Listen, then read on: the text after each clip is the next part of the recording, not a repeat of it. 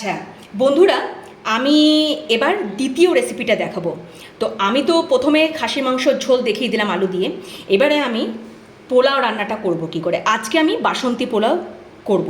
তাই আমার বেঙ্গলি কিচেনে আজকে দুটো রান্না হচ্ছে আর দুটো রান্না স্পেশাল হচ্ছে। তো আমি আজকে বাসন্তী পোলাও করব। তার জন্য দেখুন আমি চাল একেবারে এটা রেডি করে নিয়েছি। আমাদের এইখানে যেটুকুন আমি চাল নিয়েছি সেটা আমার 4 জনাকার মতন খাবার মতন পোলাওয়ের চাল আমি নিয়ে নিয়েছি। সেটা আমি গোবিন্দভোগ চাল নিয়েছি। এটা আমি ধুয়ে এটাকে আমি ভিজিয়ে রেখে সেটাকে ধুয়ে জল ঝরিয়ে সুন্দর করে রেখেছি। আর এখানে আমি একটু আদা বাটা দিয়ে রেখেছি। এবার আমি কতটা পরিমাণে চাল নিয়েছিলাম সেটা আপনাদেরকে দেখাচ্ছি। এই যে এই কাপটা দেখতে পাচ্ছেন, এই কাপের জাস্ট এই পরিমাণ, পুরো মাথা উঁচু নয়, জাস্ট এই পরিমাণ চাল আমি এই রকম 2 কাপ চাল নিয়ে সেটাকে সুন্দর করে জলে ভিজিয়ে তারপরে ভালো করে 3-4 বার 5 বার জল পাল্টে পাল্টে ধুয়ে সুন্দর করে ঝরিয়ে রেখে একেবারে এটাকে রেডি করেছি। আর সঙ্গে এখানে আদা বাটা দিয়েছি। তাহলে আপনাদেরকে চালের পরিমাণটা দেখিয়ে নিলাম। আমি এখানে 4 জনাকার খাওয়ার মতন চাল কিন্তু নিয়েছি। আপনাদের পরিবারের মেম্বার অনুযায়ী আপনারা চালের পরিমাণটা নিয়ে নেবেন, এটাই আমার বলার। তো এরপরে আমি আসছি, এখানে আমি ঘি নেব। এখানে আমি মাটন ব্র্যান্ড ঘি ইউজ করছি।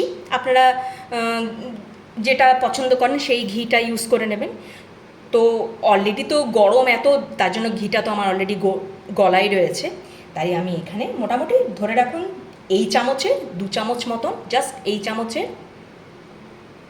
এই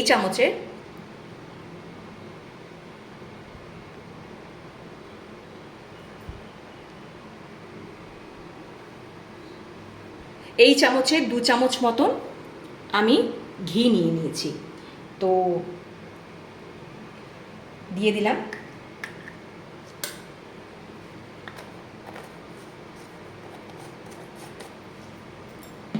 এবার দেব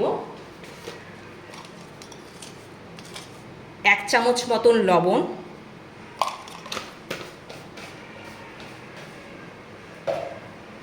যেহেতু এটা বাসন্তী পোলাও এখানে আমি কোন রকম কেসার ইউজ করছি না। আমি এখানে যেরকম নর্মালি হলুদ গুঁড়ো হয় সেটা আমি দিচ্ছি। জাস্ট এরকম 1/2 চামচ মতন দিয়ে দিচ্ছি, জাস্ট 1/2 চামচ মতন দিয়ে দিচ্ছি। আর এখানে দেব জাস্ট অল্প পরিমাণ চিনি দিয়ে দিচ্ছি। এবার আমি এটাকে, আপনারা হাত দিয়েও মাখতে পারেন আর আমি এখানে চামচ দিয়েও মাখতে পারেন।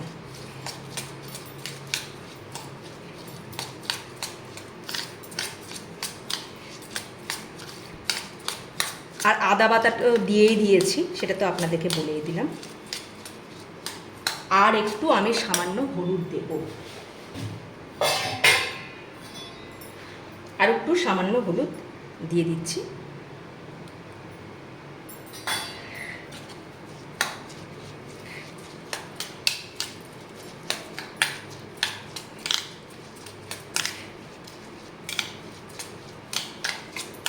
এটা আপনারা না 30 মিনিট চেষ্টা করবেন, 30 মিনিট এইভাবে মেখে রাখতে, তাহলে কিন্তু আরও ভালো হবে। এটা আপনাদেরকে দেখানোর জন্য আমি দেওয়ার সঙ্গে সঙ্গে করছি ব্যাপারটা। তো আপনারা এটাকে মেখে মোটামুটি আধা ঘন্টার জন্য রেখে দেবেন কিন্তু রেস্টে। ঢাকা চাপা দিয়ে রেখে দেবেন, তারপরে পোলাওটা রান্না করবেন। এই গেল আমার ব্যাপার। এরপরে এখানে আমি চেষ্টা করবেন এইরকম যাতে একটা পাত্রতে পোলাওটা রান্না করার। এইরকম পাত্রতে বিরিয়ানি পোলাও খুব ভালো হয়। তো আমি এরকম একটা পাত্র নিয়ে নিয়েছি।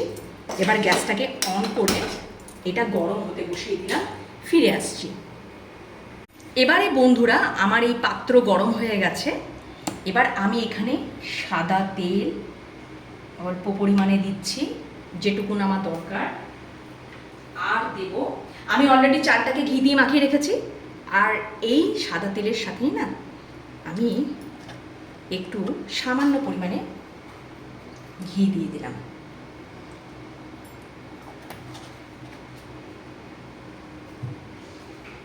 আপনারা চাইলে সাদা তেলেই পুরোটা করতে পারেন।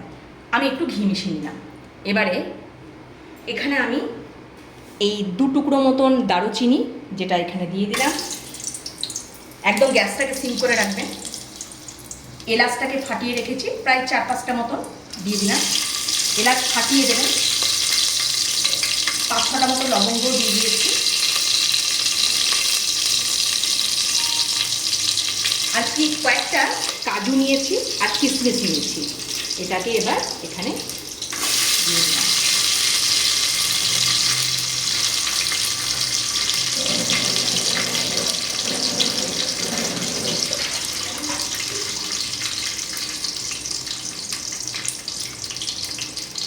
এবার এটা একটু ভাজা ভাজা হোক, একদম গ্যাসটাকে সিম করে রেখেছি। এবার হয়ে গেছে এটা। এবার আমি দেখুন এর সাথে 2টো তেজপাতা নিয়ে নিয়েছি। এবার চালটাকে আমি এখানে দিয়ে দেব। গ্যাসটাকে একদম সিম করে।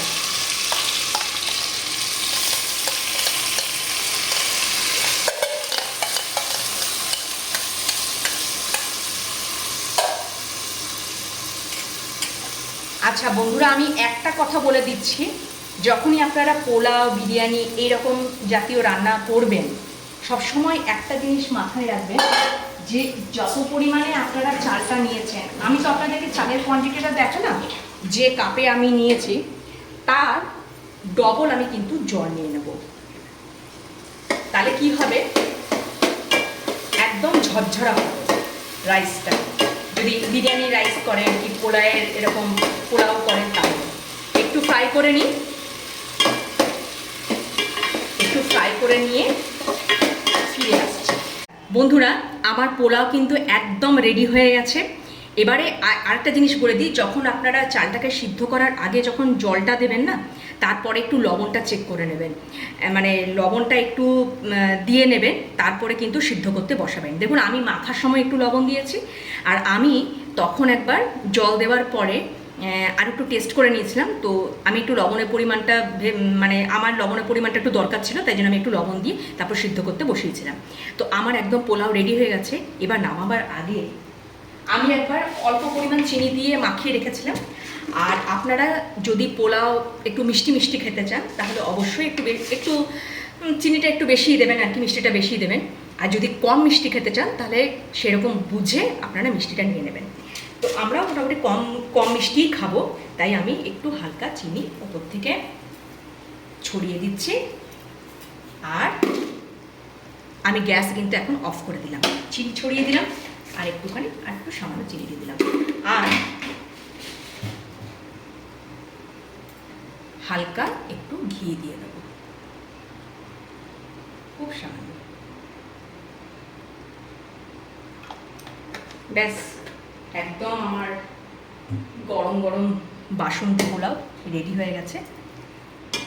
একটু উল্টে পাল্টে নিয়ে, এটা যত ঠান্ডা হবে তত ঝরঝরা হয়ে যাবে অটোমেটিক।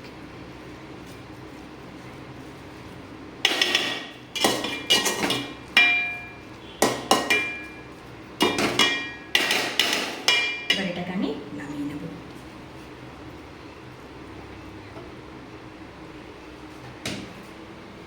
এটা হচ্ছে আমার আজকে বাসন্তী পোলাও, আর তার সাথে আলু দিয়ে খাসির মাংসের ঝোল।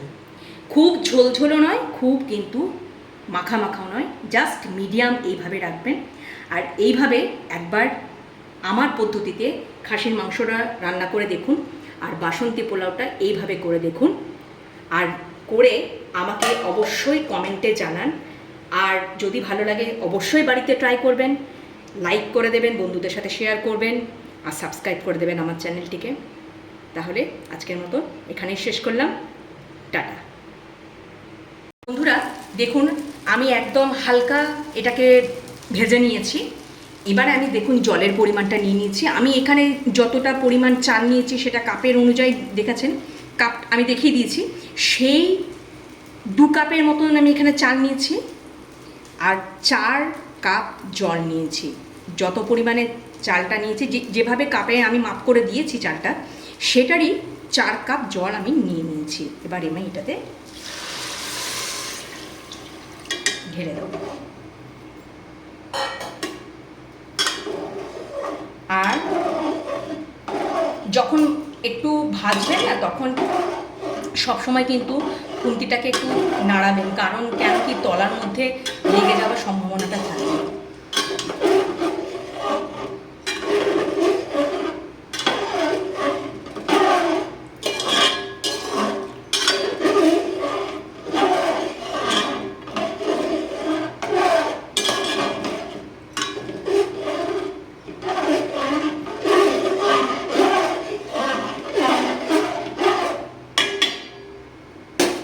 এবারে এটাকে আমি সিম থেকে একটু বাড়িয়ে নিচ্ছি, একটু মিডিয়াম করে নিচ্ছি।